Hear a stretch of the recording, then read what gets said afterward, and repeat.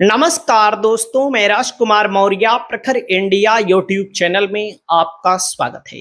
उत्तर प्रदेश में होने वाले 2027 के विधानसभा चुनाव के लिए समाजवादी पार्टी के राष्ट्रीय अध्यक्ष अखिलेश यादव जी इस समय एक एक विधानसभा सीटों को जीतने के लिए, एक एक जिलों में अपनी मजबूत पकड़ को बनाने के लिए तमाम नेताओं को शामिल करा रहे हैं, जो समाजवादी पार्टी का फायदा करा सकते हैं, भारतीय जनता पार्टी का नुकसान करा सकते हैं। तो दोस्तों, एक ऐसे नेता की एंट्री समाजवादी पार्टी में हुई है जो 2 बार विधायक रहे और 2 बार सांसद रहे।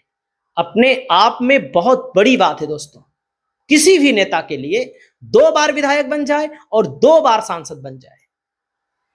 तो कौन नेता है, किस जिले से आते हैं, किस सीट पर प्रभाव बहुत बड़ा है, उसको भी इस वीडियो के माध्यम से आप सभी साथियों को स्पष्ट आंकड़ों के साथ दिखाने जा रहे हैं। क्योंकि आंकड़े बोलते हैं, आंकड़े प्रत्यक्ष तौर पर बोलते हैं, अप्रत्यक्ष तौर पर बोलते हैं।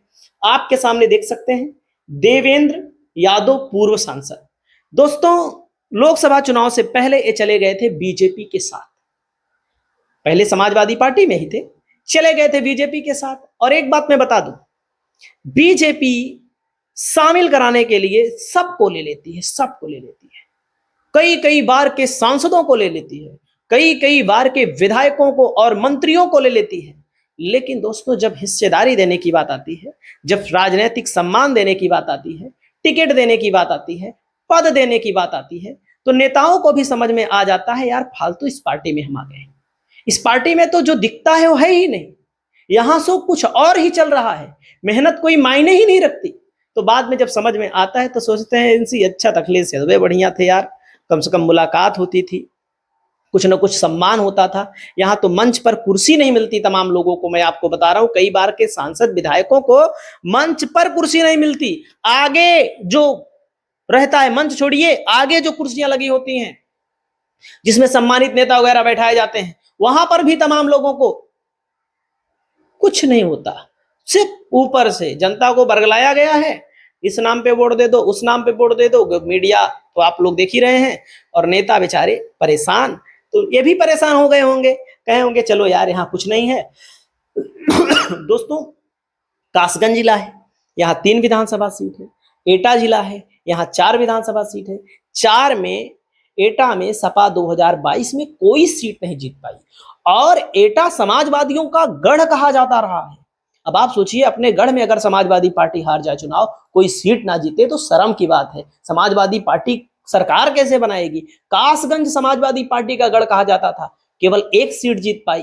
मैनपुरी समाजवादी पार्टी का गढ़, 4 में से केवल 2 सीट जीत पाई। आप सोचिए, इन जिलों में, कन्नौज में कोई सीट नहीं जीत पाई। इन जिलों में समाजवादी पार्टी की क्या स्थिति रही। और दोस्तों, पूर्व सांसद जी जो शामिल हुए हैं, देवेंद्र यादव जी, दिवंगत मुलायम सिंह यादव जी के परिवार से बहुत नजदीकी रही है। 1989 में पटियाली से विधायक बने कांग्रेस के टिकट पर। 1991 में कांग्रेस से लड़े, हार गए। 93 में कांग्रेस से लड़े, हार गए। 96 में समाजवादी पार्टी में शामिल हुए, लड़े, जीते। 1999 और 2004 में एटा लोकसभा क्षेत्र से दोस्तों लोकसभा का चुनाव लड़े और 2 बार लगातार सांसद बने। और उसके बाद 2009 में सपा से टिकट ना मिलने पर बसपा के टिकट पर चुनाव लड़े, हार गए।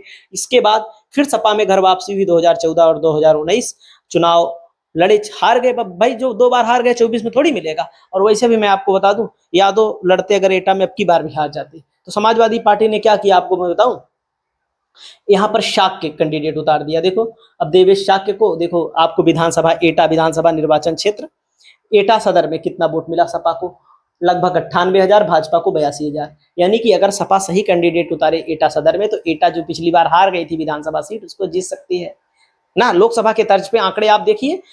और वहीं पर देखिए, मारहरा विधानसभा क्षेत्र में दोस्तों बीजेपी को 93,000 वोट मिला, समाजवादी पार्टी को 90,000 वोट मिला। तो भले 93,000 बीजेपी को मिला, मारहरा में समाजवादी पार्टी अच्छा टिकट बांटेगी अगर, तो जीत लेगी। अगला नंबर आता है दोस्तों, अगली विधानसभा जलेसर विधानसभा। जलेसर विधानसभा में देखिए, समाजवादी पार्टी, कांग्रेस लड़ी थी, 76,000 कांग्रेस को मिला था, 86,000 बीजेपी को मिला था। असल बात है, सुरक्षित विधानसभा सीट में चली गई थी ना, एटा जिले की सीट है। तो जलेसर विधानसभा सीट है दोस्तों, लोकसभा शायद उसमें लगती है आगरा में। ये चली गई थी आगरा लोकसभा में। तो यहाँ पर समाजवादी पार्टी को 76 बीजेपी को 86। ये कोई बहुत बड़ा अंतर नहीं है, भले बीजेपी आगे है, कोई बहुत बड़ा अंतर नहीं माना जाता है, ये सब सीटें रिकवर हो सकती हैं। तो अगर अलीगंज में देखिए समाजवादी पार्टी को कितना वोट मिला, 1,13,000, बीजेपी को 91,000। तो कहने का मतलब है अलीगंज, एटा, मारहरा, जलेसर, इन सब सीटों को समाजवादी पार्टी अगर चाहे ना तो 2027 के चुनाव में जीत सकती है। बढ़िया कैंडिडेट उतार दे, बढ़िया। इसीलिए इन लोगों को शामिल कराया जा रहा है। ये लोग अगर बीजेपी के साथ रहते तो सपा का ही नुकसान कराते भाई। तो अब कम से कम सपा का नुकसान तो नहीं होगा, जो होगा सपा का फायदा ही होगा। तो इन नेता के शामिल होने से समाजवादी पार्टी को आने वाले समय में फायदा होने वाला है। एक कैसे ऐसे नेताओं को कई जगहों पर अखिलेश यादव मैनेज कर रहे हैं, आपको सब खबर देते रहेंगे। नमस्कार।